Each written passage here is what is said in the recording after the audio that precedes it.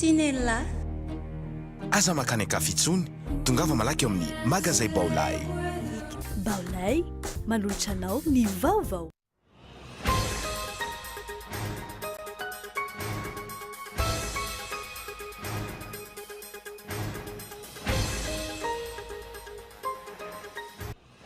Nitarika ny helatry ny AVC iray androany ny ministra Riva Kotovao nanatra voninkazo teny Antaninarenina. Niariary ny fizaran'ny AVC androany nandritra ny lanonam-pahatsiarovana ny tolom-bahoaka ho amin'ny fanovana ny 7 Febroary 2024. Tezakilan'izay kosa tsy tonga ny vavaka teny Mamasina ireo filojimilany na azo fanasana. Amin'ny talata 10 volana Febroary ho avy io no hanaovana ny fivirana tsaram-potoana faharoan'ny antenimieram-pirenena raharahana ny voalazan'ny lalàna. Ankoatra ny PGE na ny politika mpanjakana ankapobeny, sosikevitra ireo solombavambahoaka ny tokony nampidirana ny fanitsina n'ilay volavolan-dalàna momba ny sata manokana Antananarivo ao anatin'ny lahajinika. Fanjakana ina no misy eto Madagasikara, fanjakana mahefa, sa fanjakana matory, sa fanjakana miraviravin-tanana. Tsy manapaikady hoentiny ady amin'ny tsy fandriampahalemana ve ny filoham-pirenena, sa tsy maharaka ny zavamisy, manomboka amin'ny sarambabem-bahoaka ankehitriny, hatramin'ireo consul na masovo vahiny, tsy mahatsiaro milamina intsony eto Madagasikara. $7 no vola ilain'ny fanjakana sy ny FAO ho amin'ity taona 2024 ity, entina hiadiana amin'ny valala. Yakatra hatramin'ny 9 hektara ny velaran-tany ilana famonina valala amin'ny taona 2024 sy 2024 ho ny FAO. Voasazy tsy handray anjara amin'ny kanina amin'ny taona 2024 sy 2024 Maroc noho ny tsy nandraisan'ny kanina 2024 tsy nandray fepetra entitra kosa ny CAF manoloana ny lalao ny araka misy teo izay naratra n'olona 9 mamarana ny kanina 2024 ny feona ny Ghana sy ny Côte d'Ivoire arapitso ny andindinina avy hatrany.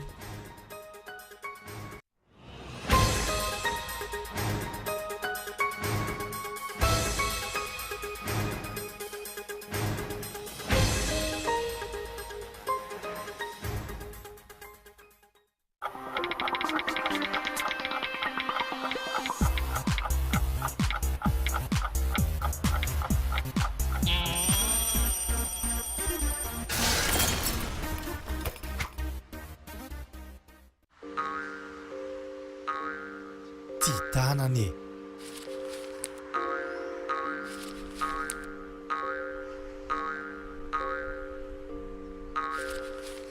Ty tanane. Ty tanane. Rehefa tsy mandoto ane dia efa manadio e. Baolay, rarifety sambatra ho an'ny mpifankatia rehetra. L'EFMED, c'est toute une gamme de produits d'ameublement d'une standing super classe, bien pour tous. Pour ma nouvelle maison, ce canapé est vraiment idéal pour me relaxer le week-end. Waouh! C'est tout à fait mon goût. Non seulement c'est décoratif, en plus, je veux pouvoir préparer mes petits déjeuners pour toute ma famille.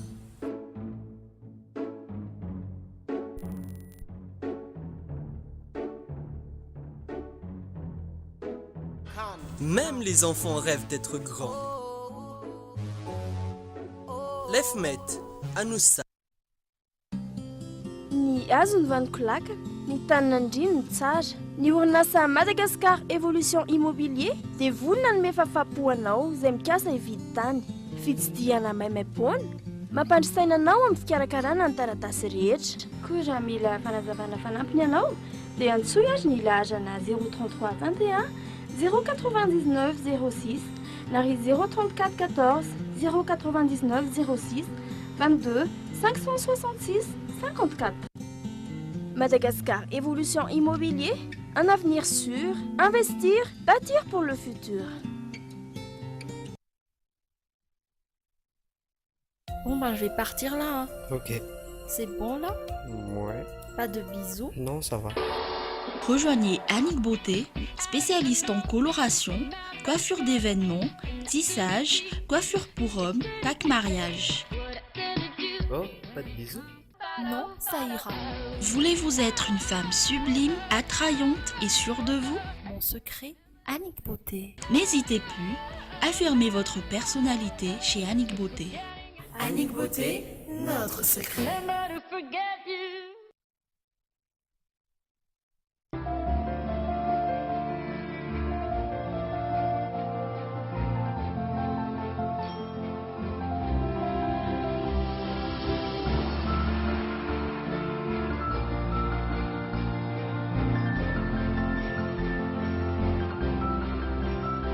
Afakely miaraka amin'ny olontianao miaraka amin'ny beiro mahazo adiny roa iantsona numéro tokana izay savidinao amin'ny vidiny 2 ariary monja antsoiny 224 étoile 2 étoile numéro voafidy ary avy beiro indroa ianao dia averina aminao amin'ny alalan'ny orange money ny 2 ariary miamanja ny tontolo miaraka amin'ny orange. Tia tanany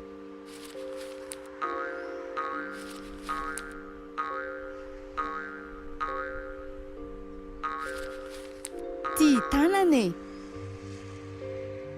Tia tanany Rehefa tsy mandoto ane dia efa manadio e.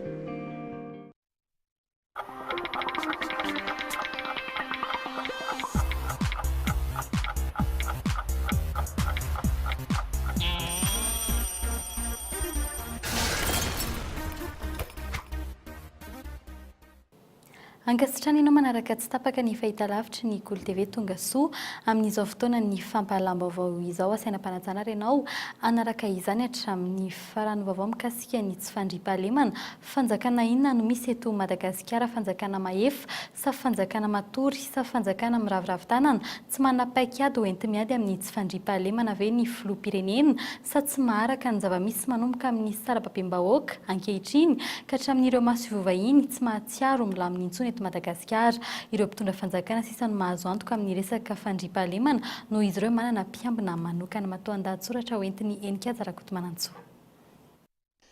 Aiza no hiatsampy, iza intsony no atokisana, mitaintaina isan'andro ny isam-batan'olona amin'ny tsy fandriam-pahalemana. Ny tranga tato anatiny ny tapabolana farany, mpandraraha iray maty tamin'ny fomba feno abibiana tany Moramanga. Tanora mpahay taobika maty tamin'ny fomba feno abibiana naterina tetsy Anjanahary. Consul vahiny iray sady voadaroka no nisy nakan-keriny teo alohan'ny vavahady ny teny Ivandry. Zandary telo vaomaly no tratra niaraka tamin'ny volabe amin'ny miliara vaoreoreo amin'ny resaka kidina pinina. Zandary sy miaramila maro no miraitsokombakomba amin'ny fitrandrahana vatosoa any Ilakaka. Fandribana banky amin'ny andro atoandro. Teratany vahiny manao izay tiany atao amin'ny resaka volamena sokatra ary bois de rose. Samby sinoa mangalatra bois de rose hita miariary amin'ny sary afaka mandositra.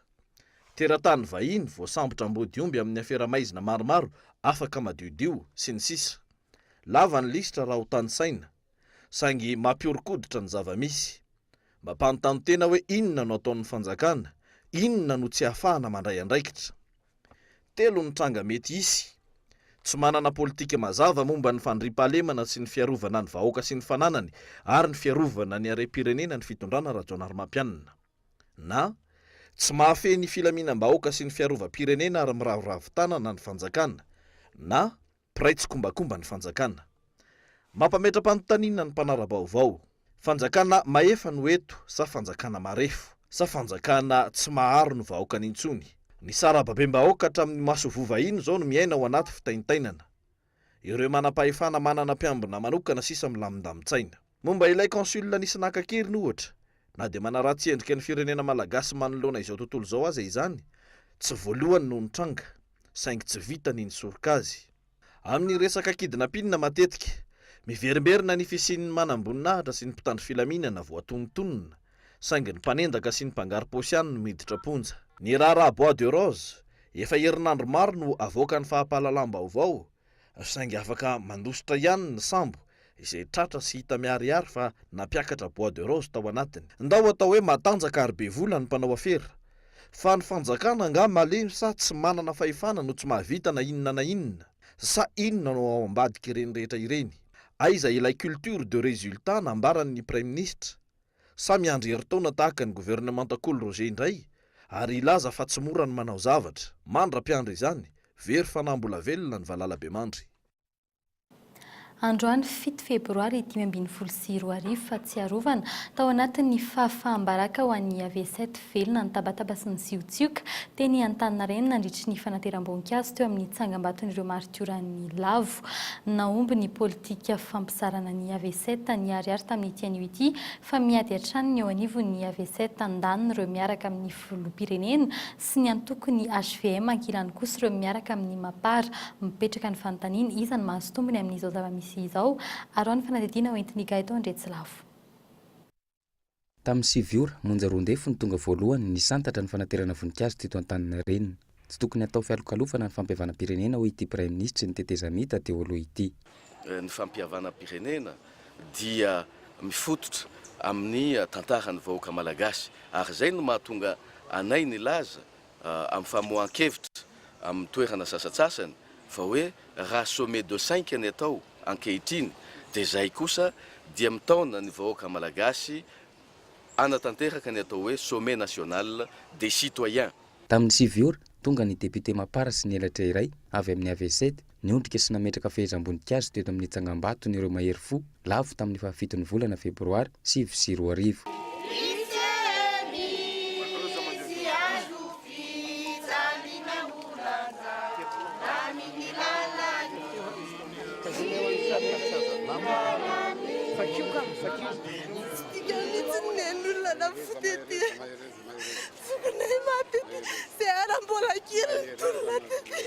Na tsy ary voafitaka sy navadiky ny namany ireto AV7 miaraka amin'ny mapara ireto. Fa dia inona loatra re dia anasana midy ve, natakalo vola ve, natakalo voninahitra ve, natakalo tombontsoa ve, ny raha latsaka, ny ainana fohy, vokatry ny fitiavana ny tany latsaka ny rana tamin'izany hoe nanoerina izany jatona izany. Fanaovana tsinotsinona na falilikiliana ny tolona-pahafahana ny idina amin'ny jadona na koa hoe anaovana tsinotsinona ny raha latsaka ka ilazana fa fampihavana-pirenena izany. Taorian'izay nisitaka ny mapara sy ireo AV7 ireo manoloana ny hôtely du Louvre. Tonga teny an-toerana ny mpikambana CST teo aloha Alain Ramarson ity farany izay nanakina ny fomba iray nambara ny fanentin'ny fanjakana nandemena n'ity fotoam-pahatsiarovana ity. Ny 7 Febroary dia misy famorina tsy famorina roa fa maninona natao andro ny 7 Febroary.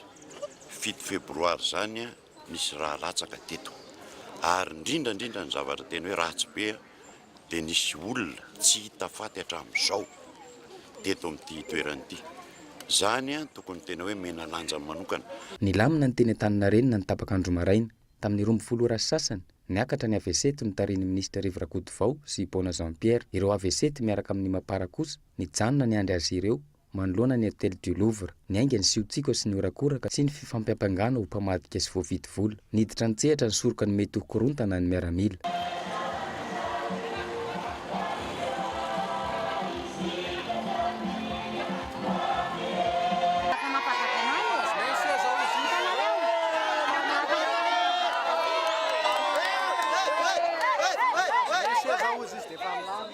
Navita nametraka voninkazo ihany ireto ekipa notarihin'ny ministra Rakotovao. Nilaza i Paona Jean-Pierre fa tsy nividim-bola izy ireo. Dia ny rosa fampihavana pirenena zay vahainao tsara.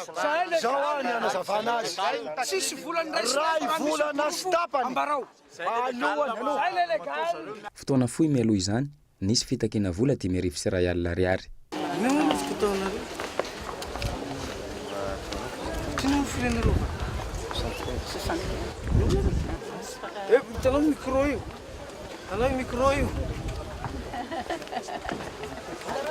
Ankoatr'izay, rety ety Ambotsoritra fanangonina isaky ny fokontany ihany koa ny akamaroan'ireo nanatrika ny fotoam-pivavahana teny Mahamasina, resabola, famadihana tanindrazana, fanararaotana politika, orakoraka, atezerana ho an'ny sasany, alahelo ho an'ny hafa. Niova endrika ny 7 Febroary tamin'ity taona ity raha ampitahaina tamin'ny ireo natao tao anatin'ny 10 taona ny fanesy.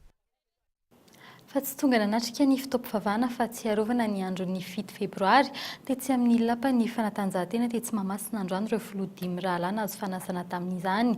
Samy nilaza ho raikitra amin'ny asa mandrarahany avokoa izy ireo na dia nahatonga solitena aza ny filoham-pirenena tonga nanatrika izany fotoan'izany kosa ny minisitra 5 amin'ny gouvernemanta Ravelonarivo tsy naneho hevitra momba ireo voalaza fa révélation nataony avy any La Réunion kosa ny kolonely Charles Andriana Soavy ny fanadiny Yanina Rabary.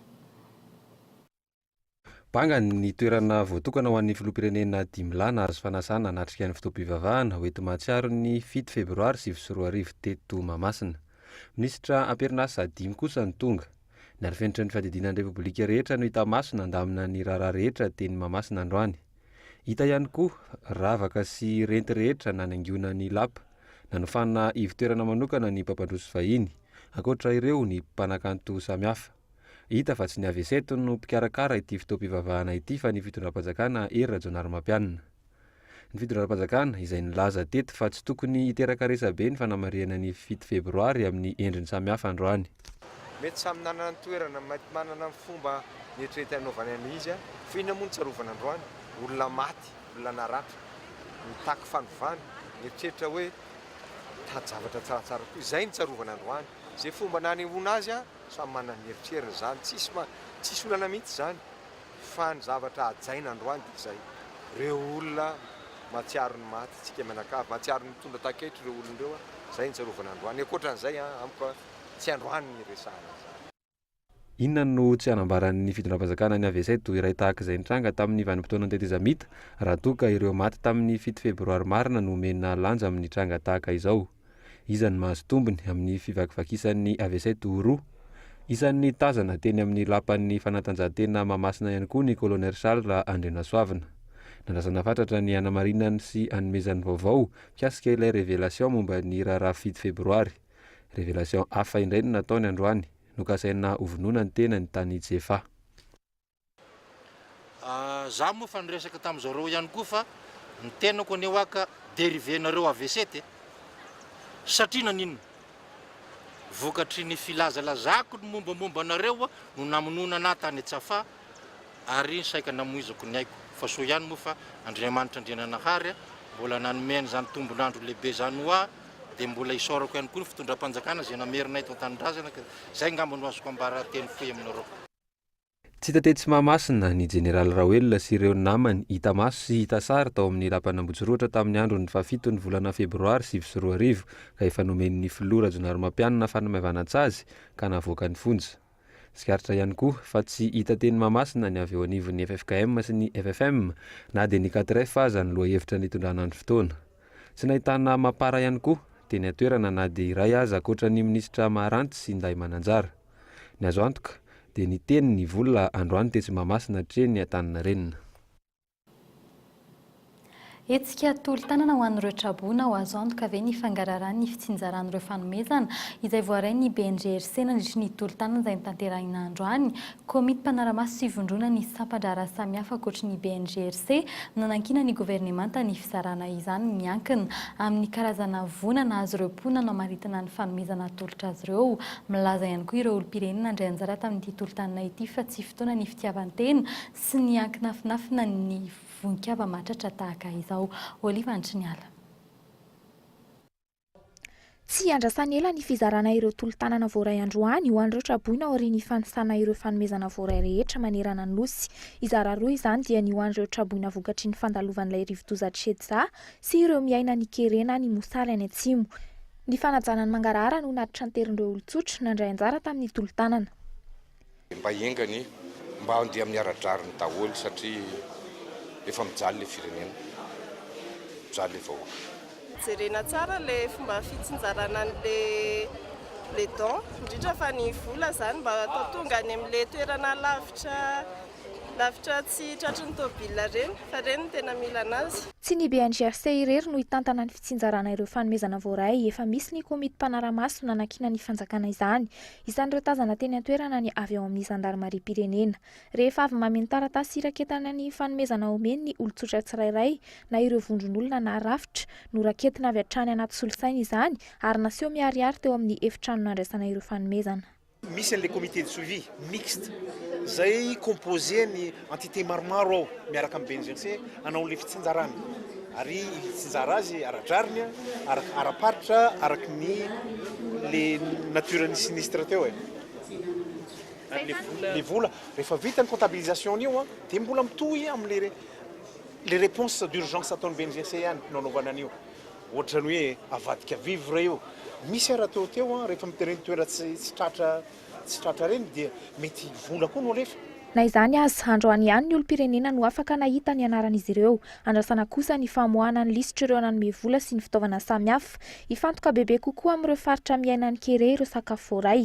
Ireo vola kosa mbola ifampidiany komity ny ampiasana azy. Io arakaraky naturan'ilay sinistra ohatra ny any atsimo ohatra mangala ohatra hoe ny ahitany mosary angamba ny tena misy any dia mety ny vivre mety ho dirige ihany koa na izany naty zany tsy maintsy mitsinjaraina aradrarina amin'ny fatra rehetrarehetra zay everina tokony mila an'izany. Efa any atsimo kosa ny ministry ny mponina nijery ireo iaran'ny kery any an-toerana. Efa manomboka ihany koa ny famatsiana ra-tsakafo any raha nambara ny tompona andraikitry ny BNGRC hatrany. Raha tsy aivona, rivo-doza 3 no mbola mety handalo eto Madagasikara ary tsinjaraina amin'ny fiatrena izany ihany koa ireo fanomezana voaray nandritry ny tolo-tanana androany. Lafim-baovao kosa indray amin'ny talata 10 ny volana Febroary ho avy izao nanaovana ny fivoriana tsy ara-potoana faharoa ny antenimieram-pirenena raha arahina ny voalazan'ny lalàna ankoatry ny politika ankapobeny fanjakana sosikevitra solombavam-bahoaka ny tokony nampidirana ny fanotsian'ilay volavolan-dalàna momba ny sata manokana Antananarivo ao anatin'ny lahadinika eo ihany koa ilay tolo-dalàna mikasika ny CEI izay efa mihoatra ny 30 andro nandinian'ny governemanta saingy antso antany hevitra ihany zany arao ny fanadihadiana. Tsy nisy afa-tsy ny politika mpanjakana ankapobeny nampidiriny governement ao anaty lahadiniky ny fivoriana tsy ara-potoana faharoa amin'ny ity taona ity eny amin'ny antenimieram-pirenena.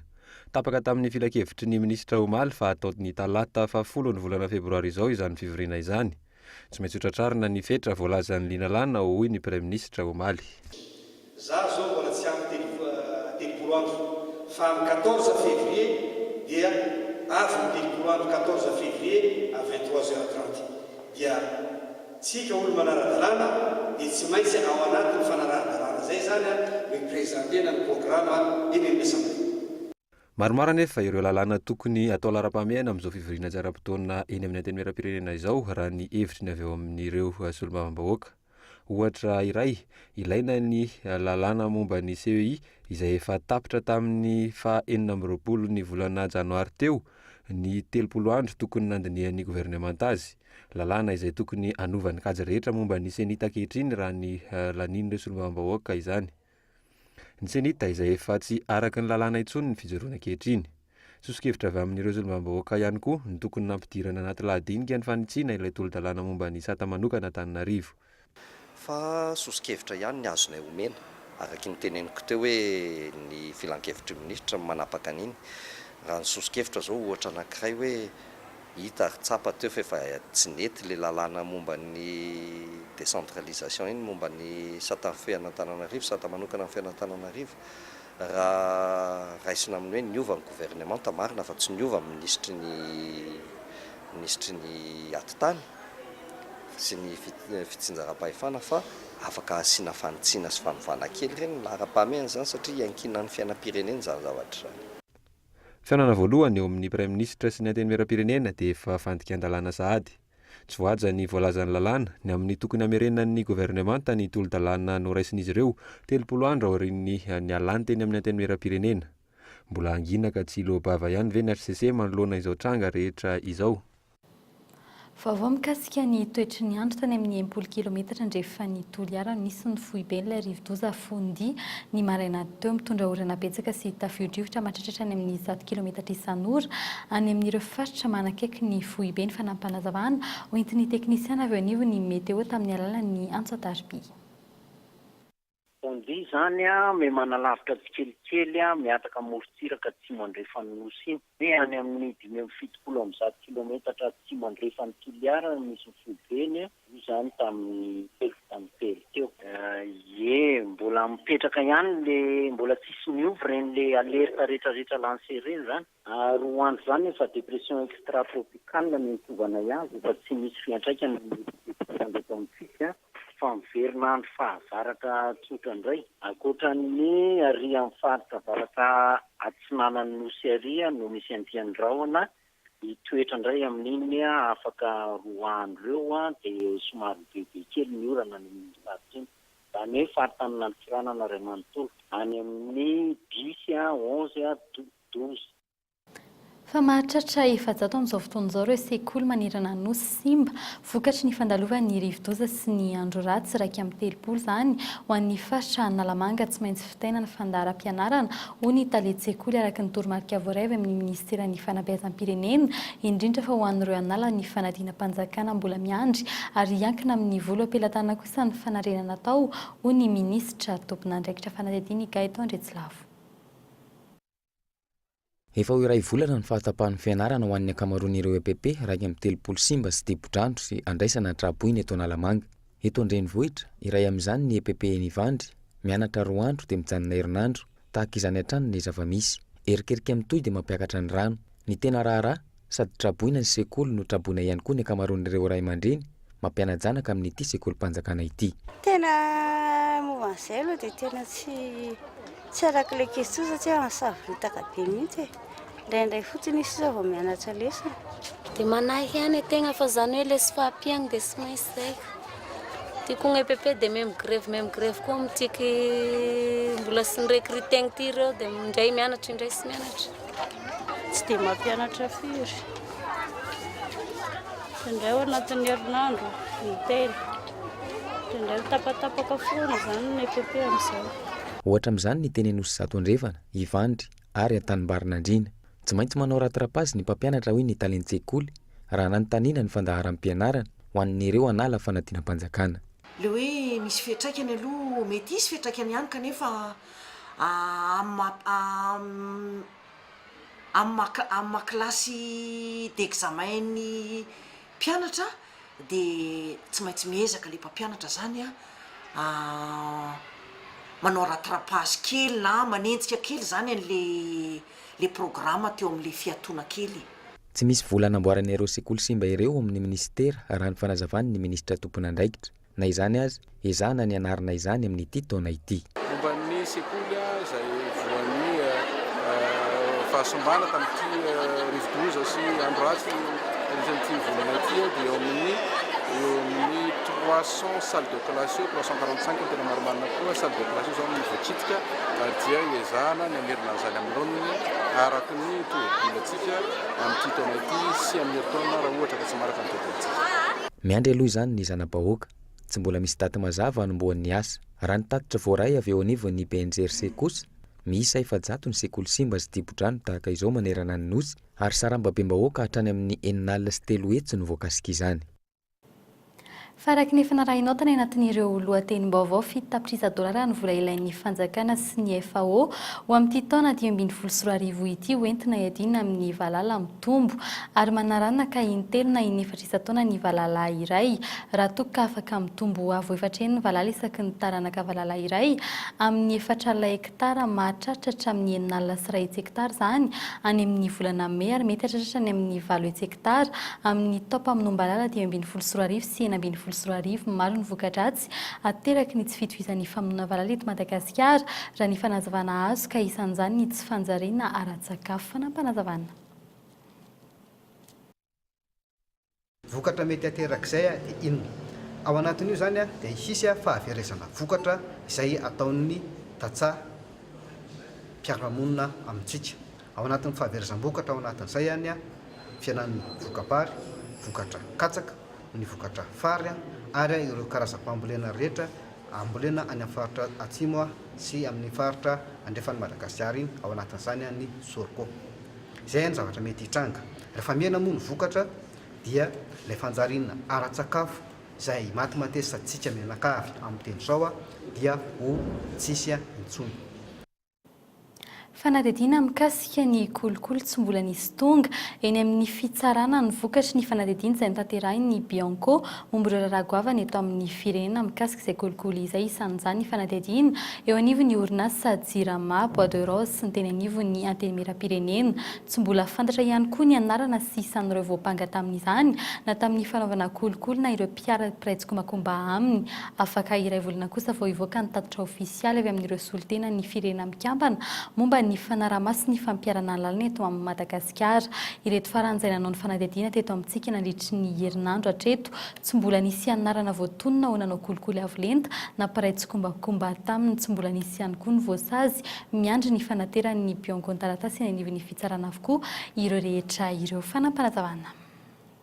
Mbola tsy miampitany amin'ny fitsarana ny raharaha dia mbola ao anatin'ny tsiambaratelo, tsy mbola manakambara aloha zany ny bianco satria izay no fepetrana voalazan'ny lalàna rehefa mbola tsy miampita eny amin'ny fitsarana ny raharaha ianao moa nilaza n'ilay raharaha teo fa izay zany dia ho an'ny raharaha rehetra izay ataon'ny bianco fanadihadiana dia izay rehefa mbola eo ampanaovana fanadihadiana mbola tsy manana ho resana aloha ny bianco.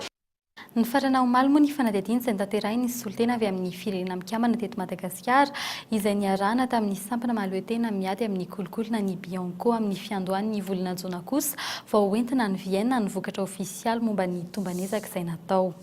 Dia izay koa ny vadiantsika eo amin'ny pejin'ny fanatanjahantena efa manomana ny top lalaovana eo amin'ny sokajy sport mécanique amin'ny taona 2024 ny club FMMSAM raha ny fivoriam-be tsy ara-potoana totosa androany teny Ivato fivoriana izay ahitana ireo mpikambana ao amin'ity klioba ity sy ny avy amin'ny ministeran'ny fanatanjahantena izay nandiniana ny zava-bita tamin'ny taondasa sy ny fandarana asa ho amin'ity taona 2024 ity fanadihadiana.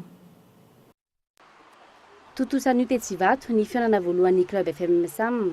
Ny club FMMSAM izay anisan'ny club ao amin'ny Fédération Malagasy ny sport automobile. Mialohan'ny tena idirana eo amin'ny sehatry ny fifananana amin'ity top ilalaovana ity eo amin'ny skad sport mécanique ny antony fivoriam-be ara-potoana izay nitanterahan'ny club FMMSAM. Antsika androany zany dia ny assemblée générale ordinaire amin'ny FMMSAM amin'ny taona 2014 zany hoe hanokatra ny saison 2015 zany tsika zao dia eto no ataony assemblée générale miandry ny fahatongavan'ireo manam-pahefana amin'ny ministera. Nivoatra tao anatin'ny fivoriana ny fanatsarana sy fiatrehana an'ireo izay mety ho fifananana ho karakarainy ity club ity amin'ity taona ity. Etsakilan'izay nanao nijery todika ny taona 2024 mba ahafana miatrika ny taona vaovao. Nandinika nijery todika ara-moraly sy ara-bola ny club FMMSAM. Ny eo amin'ny lafiny ara-moraly izay nivoatra hatramin'ny 300 tamin'ny taona 2024. Ny eo amin'ny ara-bola everina tsy matiantoka ny club raha fikambanana manana tanjona tsy azom-bola ny club FMMSAM. Totosandroany ihany koa ny fankasitrahanan'ireo mpanamory mendrika tao amin'ny club. Anisan'izany i Hugo Louvel izay tompon-dakan'i Madagasikara eo amin'ny kartine. Eo ihany koa i Teddy Ramefy sy Gérard Louvel izay tompon-daka eo amin'ny sokajy M12. Ary farany i Rakoto Malalasitraka izay tompon-dakan'i Madagasikara eo amin'ny 2 roues motrices sy M11. Anisan'ireo nandray ny rally total FMMSAM izay totosa tamin'ny volana May 2024 tena dotam-peraka ny club FMMSAM. Niavaka hatrany ny famaranana rally total FMMSAM tena mikanjana dotam-peraka tamin'ny taondasa. Tsy latsan-danja amin'izany ny amin'ity taona ity ary everina fa ny rally total FMMSAM no hanokatra ny top ilalaovana amin'ity taona ity. Everina fity ny fifananana eo amin'ny rally raha isy lalao mavalo amin'ity taona ity. Maresaka avy any ivelany kosa no izantsika ny fampahalam-baovao tanterahina raha mpitso ny fifidianana filoham-pirenena solombam-bahoaka any Nigeria tsy mbola milamina nefa ny fandriam-pahalemana any an-toerana vokatry ny asa fampiroroana ataon'ny Boko Haram nikasa nidatra ny fatra iasana indray ny sekta islamista tao amin'ny tanàna roa tao Niger ao Mali.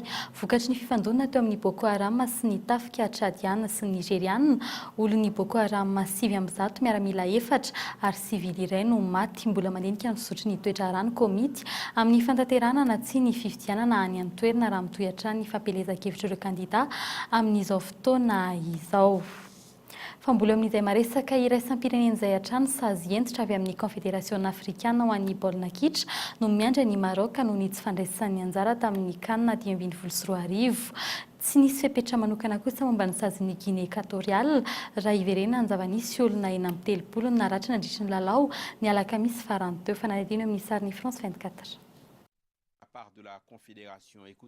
Vao marina izao fa tsy afaka mandray anjara amin'ny CAN amin'ny taona 2024 sy 2024 i Maroc ary mila mandoa onitra iray tapitrisa $, raha nambaran'ny Confédération africaine ho an'ny baolina kitra.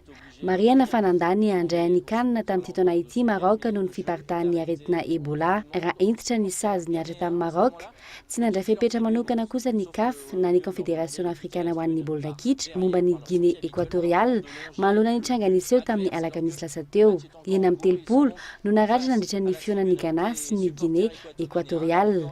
Na 30 minitra ny lalao fa nitoetrana raha voatery niditra antsehatra ny mpitandron'ny filaminana. Iona mandritra ny lalao famaranana rahampitso ihany koa ny Ghana sy ny Côte d'Ivoire. Nanambara ny mpifantana ny ekipan'ny Guinée équatoriale fa lalao ny baolina kitra fa nomanana ny ekipa sy ny fahaizana miala voly ny tanjony. Manamelika ireo fihetsika tamin'ny alakamisy lasa teo ity farany. Afapo amin'ny vokatra azon'ny Guinée équatoriale ny mpifantana na dia 12 andro ihany aza no nahafany ity firenena ity niomana tamin'ny kanina 2024. Voalaza fa ekipa niavaka tamin'ity kanina ity ny Guinée équatoriale izay tsara toerana trany. Vaovao mitsongadina ny ariary androany fa miady hatrany ny AVC tandany ireo miaraka amin'ny filoham-pirenena sy ny antoko ny HVM ankilany kosa ireo miaraka amin'ny mapary fa tsy tonga nanatrika ny fitaovam-pivavahana ny fahatsiarovana ny andro ny 7 Febroary androany tetsy amin'ny lapa ny fanatanjahantena Mahamasina androany ireo filoha 10 rahalahy nahazo fanasana hanatrika izany fa amin'ny talata fahafolo ny volana Febroary avy kosa nanaovana ny fivoriana tsy ara-potoana faharoa ny antenimieram-pirenena raha raina ny voalaza ny lalàna. Izara roa kosa ny fizaran'ireo tolotanina voaray androany dia ho an'ireo traboana vokatry ny fandalovan'ny rivo-doza Shedza fa eo ihany koa ireo miaina ny mosary any amin'ny faritra atsimon'ny nosy dia izay ihany koa no entina manakatona ny fampalam-baovao tamin'ity hariva ity sorina manokana ireo mpanaraka izany amin'ny alalan'ny fahitalavitra FMA ny amin'ny faritany Toamasina sy amin'ny alalan'ny fahitalavitra DSTV ny amin'ny faritany Antsiranana. Mametraka ny veloma ho amin'ny rampitso indray veloma tompoko.